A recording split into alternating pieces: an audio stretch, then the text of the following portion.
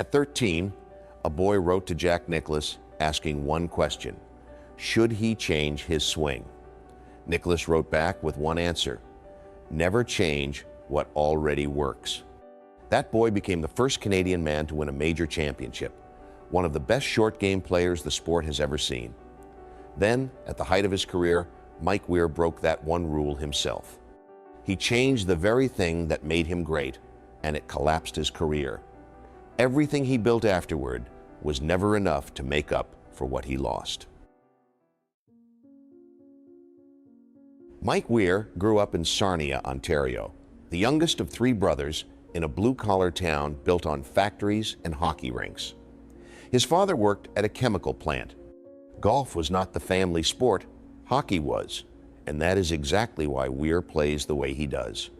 He was a natural left-handed shot on the ice, so when his father first took him to a small course at age 8, swinging left-handed simply felt normal.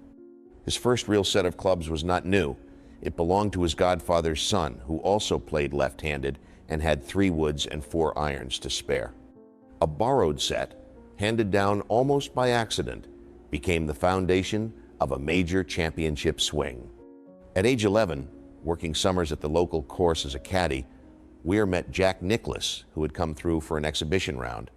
It was a brief encounter, but Weir never forgot it. 2 years later came the letter and Nicklaus's answer to leave his swing alone. He kept that advice close for a long time. Through junior titles across Ontario, through a golf scholarship at Brigham Young University, through turning professional in the early 90s, Weir's swing barely changed. It was unusual, it was left-handed, and it worked. Nobody in Sarnia could have predicted where it would take him.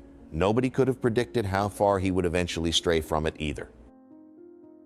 Turning professional did not mean success. Weir spent years grinding on the Canadian Tour and overseas circuits, chasing a spot on the PGA Tour that kept slipping away.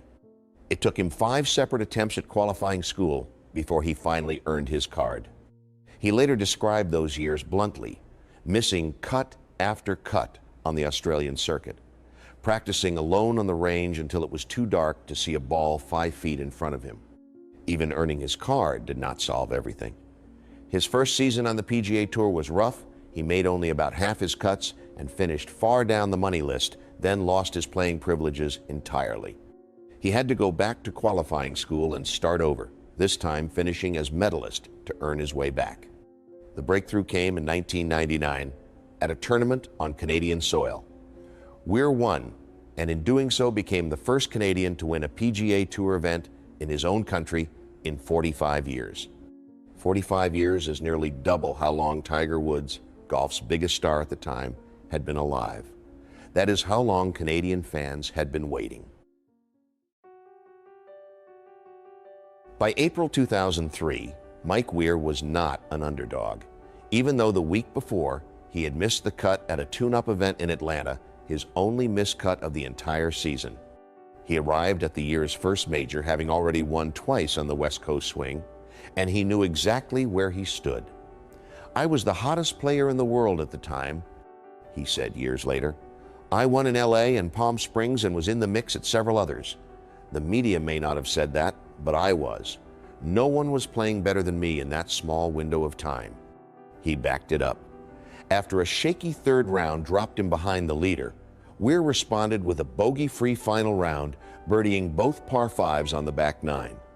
Standing over an 8-foot attempt for par on the final green, needing it just to stay alive, he later described the moment with unusual calm. "I was so focused that I was as calm as I've ever been in that situation, trying to win a golf tournament. It's hard to believe, but that's as calm as I've ever been." The ball rolled in dead center, forcing a playoff with Len Mattias. Here is what made the win strange and worth explaining. Weir was not a long hitter. That week, he ranked near the bottom of the field in driving distance, yet he led in scrambling, saving par from off the green better than almost anyone in Augusta. Compare that to how majors are won today. Modern champions like Rory McIlroy or Bryson DeChambeau overpower golf courses first, then clean up with the short game second. Weir did it in reverse. He could not outdrive the field, so he simply refused to miss from inside 100 yards. It is a version of major championship golf that barely exists anymore. The playoff itself carried an odd footnote. As Weir signed his scorecard, groundskeepers had already rolled the sudden death green in anticipation, but nobody told the players. When Weir's approach roll ran 8 feet past the hole, he was visibly surprised, unaware the green had gotten faster underneath him. Mattias, meanwhile, found trouble off the tee, needed 2 extra strokes just to reach the green, and could not save par. Weir only needed 2 strokes to win. He raised both arms, shook Mattias's hand, and was met on the green by his wife Bricia, who ran out to embrace him. Mattias himself never resented the outcome. Looking back on that week years later, he called it one of the best of his career, regardless of the result. "It was a great week for me," he said.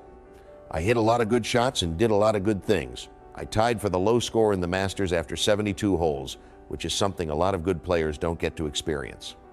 Mike Weir became the first Canadian man to win a men's major championship and the first left-handed player ever to win the Masters. Only the second left-handed player to win any major at all, after Bob Charles's Open Championship title 4 decades earlier.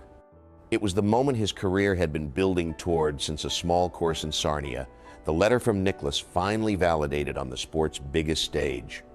But it was not the last time Weir would silence doubt with his back against the wall. That would happen again 4 years later against the best player in the world. By 2007, Weir's game had cooled. He no longer qualified automatically for that year's President's Cup held at Royal Montreal in his own country. He only made the team because international captain Gary Player chose him as a wild card, a decision that would prove inspired. On the Sunday morning of the singles matches, Weir read a newspaper article comparing his upcoming pairing to feeding a lamb to a lion. He was set to face Tiger Woods, then the top-ranked player in the world, in front of a home crowd. Instead of rattling him, the line lit a fire. "It made me more motivated to be more focused," Weir said, "to get in my head that I'm going to win this match." He came out sharp, going 3 holes up early after Woods found trouble off the tee. But Woods answered the way great champions do, ripping off birdies on 4 of 5 holes on the back 9 to snatch the lead late. The match came down to the final hole. Weir found the fairway, Woods did not, finding the water instead. Weir's approach settled 15 feet from the flag. Woods, needing a near miracle, could not save par and conceded the hole and the match. The crowd chanted his name as the 2 men embraced. Woods himself had nothing but respect afterward. For all the pressure that he had all week, it was pretty phenomenal how he played, Woods said. Not a lot of people could actually have dealt with the things he had to deal with all week, and the way he came out and represented all of Canada was impressive. For Weir, the win carried a different weight than Augusta. Looking back on it later, he called it something close to the equal of his major title, saying it might be even more special than winning the Masters. It reignited his career almost instantly. He won his very next start on tour. For a moment, it looked like a new peak was building. Instead, it marked the last time Mike Weir would stand at the top of the golf world. After the high of beating Woods, Weir wanted more. He had never been a long hitter, and as the tour around him grew increasingly powerful, he began working with 2 swing coaches, Mike Bennett and Andy Plummer, to rebuild his swing from the ground up. The method he adopted, known as stack and tilt, was one of the more controversial ideas in golf instruction at the time. Here is why that matters.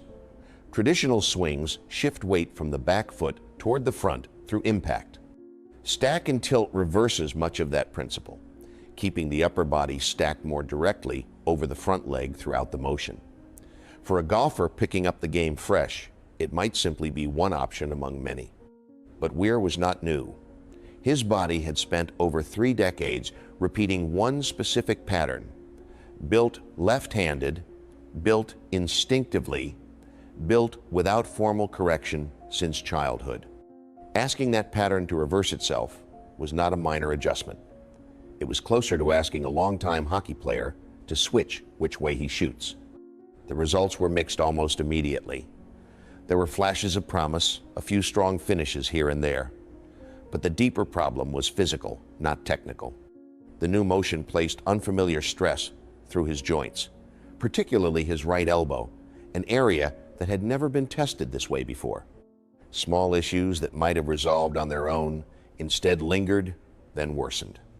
The irony was hard to miss. The same principle that had protected his swing for over 3 decades was the very one he now chose to ignore. What began as an attempt to extend his prime instead planted the first seeds of its collapse. The warning signs were still small at this point. A little stiffness, a little soreness, nothing that looked alarming yet. But the foundation had shifted, and the cost of that shift was about to become impossible to ignore. The elbow gave out first.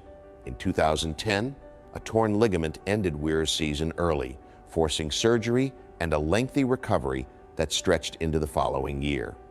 He returned on a medical exemption, but the flexibility that once powered his short game never fully came back. Over the next several years, he missed far more tournaments than he played, missing the cut in the vast majority of his starts by the middle of the decade. The physical damage was only half the story. Around the same time, his marriage to his wife, Bricia, whom he had met in college and been with for over 2 decades, began to fall apart. The couple divorced, and Weir took on primary care of their 2 teenage daughters. He was blunt about how much it affected him. "You've got to have a clear path in your mind," he said. "If you have a lot of distractions going on in your life, it's hard to play the game. I needed to step away a little bit." In July of 2015, Weir announced an indefinite leave from professional golf, withdrawing from his home national championship for the first time in 25 consecutive years. He later admitted just how low that period had taken him. "No doubt about it, I was down," he said. "There were plenty of times I was very down and maybe wondering what I was going to do next. You start to question if you want to keep doing this." The numbers told the rest. This was a golfer who had once climbed as high as 3rd in the world rankings, a former major champion with 8 tour victories to his name. By the back half of the decade, he had slipped outside the top 2,000 players on the planet, a fall steep enough that casual fans assumed he had simply retired. He had not. He was still out there, still traveling to smaller tournaments, still trying to find a version of his game that no longer existed. It would be easy to end the story here, with a champion undone by his own decision to change something that never needed fixing. But Mike Weir was not finished writing this chapter. The same stubbornness that carried him through 5 years of qualifying school and through a lonely comeback in his mid-30s was still there. It had simply gone quiet for a while, waiting for one more turn. Weir eased back into competition in early 2015, taking things slowly and putting his daughters first. There was no dramatic turnaround right away, just years of quiet rebuilding on smaller tours, chasing a game that had once come so naturally. The real shift came at 50 years old when he became eligible for the senior circuit. Weir was candid about what the decade before had felt like. "It was miserable all the way around," he said of his 40s. "So 50s have been great. Life's good and my game's showing up. I'm in a good place." In May of 2021, 10 days before his 51st birthday, Weir won his first senior tour event, holding steady down the stretch, while John Daly, playing just ahead of him, found the water on the final hole. It was his first win on any tour in 14 years. 3 years after that breakthrough, Weir was named captain of the international team for the President's Cup, returning to Montreal, the very city where he had once beaten Tiger Woods on home soil. Life off the course had found its footing too. Weir had met Michelle Money back in 2016, and in November of 2023, the two married in Hawaii, 7 years into their relationship. By then, the swing that once nearly ended his career belonged to someone else entirely. The stiffness, the rebuilt motion, the years spent catching up to a body that no longer moved the way it used to, none of it had disappeared. But standing in Montreal as a captain and at the altar in Hawaii was a man who had clearly stopped fighting his own story and started living the next chapter of it. The golfer told at 13 not to change a thing, had spent 2 decades proving what happens when you do, and had still found his way back regardless.